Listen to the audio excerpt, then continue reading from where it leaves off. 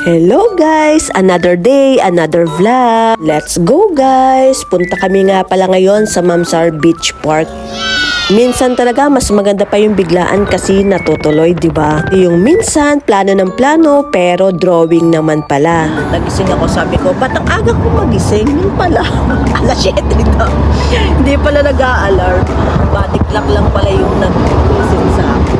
Since maganda na yung panahon natin ngayon, malamig na, kaya naman nag-request kami kay Manong driver na i-open na lang yung kanyang window. Pagkadating nga pala namin ng gate, kumuha na kagad kami ng ticket para sa entrance. Maluwag pa nga rin pala ang pagkuha ng ticket kasi naman medyo napaaga pa rin kami. Pagpasok pa nga lang namin ng gate, hindi namin alam kung kakanan kami o kakaliwa kasi naman first time namin dito. At ayun na nga guys, bubuuin na namin yung aming tent para kami ay kumain na ng breakfast. Okay din naman nga pala guys na may sarili kang tent na kahit saan pwede mo siyang dalhin para mas komportable kung saan ka pupunta. Since biglaan nga pala ito guys, kaya naman kami dalawa lang ngayon ni Amot. At pagkatapos nga naming mabuo yung aming tent, so ayan, nag-breakfast na nga kami dito. Yung food nga pala namin dyan ay kung ano yung available meron kami sa bahay. Sobrang sarap na nga palang magpunta sa mga park.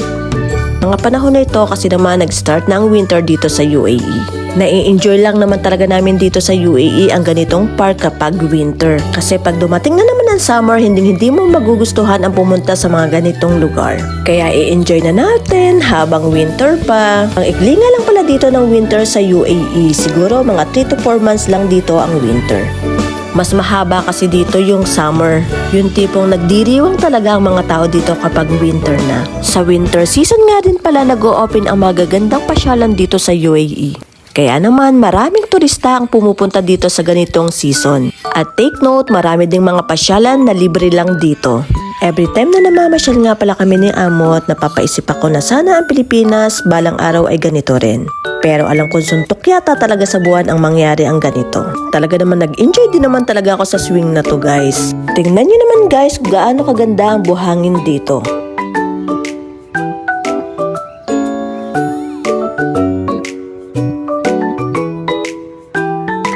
Sobrang linis nga din pala ng dagat nila dito at napakalamig ng tubig kasi winter na. At nag-decide nga kami na wag na lang maligo kasi naman parang hindi namin may enjoy kasi sa sobrang lamig.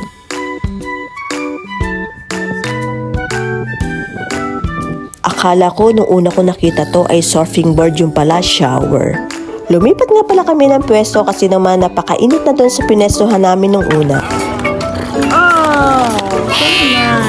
Advice lang guys, kung kayo nga pala ay pupunta dito ay pumili kayo ng mas magandang pwesto dun sa may malalaking puno. At sa sobrang ganda nga pala guys ng vibes dito, hindi nyo maiiwasang hindi mag-reminisce kung paano kayo nagsimula at kung ano yung mga struggles na naranasan nyo dito sa ibang bansa. Napa-order nga pala kami guys ng food namin kasi naman ang lahat ng naamoy namin dito ay inihaw.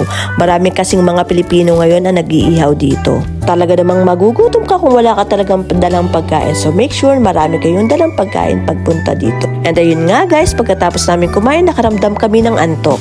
Ang sarap nga palang humiga dito kasi naman ang lamig ng simoy ng hangin. Iniwanan ko nga saglit si Amot habang siya ay natutulog. Medyo mainit nga palang mamasyal sa tabi ng dagat pero hindi mo mararamdaman kasi naman na sobrang ganda ng dagat nila. Sino pa naman na hindi may love sa ganitong lugar? Yung tipo na 5 dirhams lang yung ilalaan mo pero may enjoy mo na kung ano ang meron sa loob nito.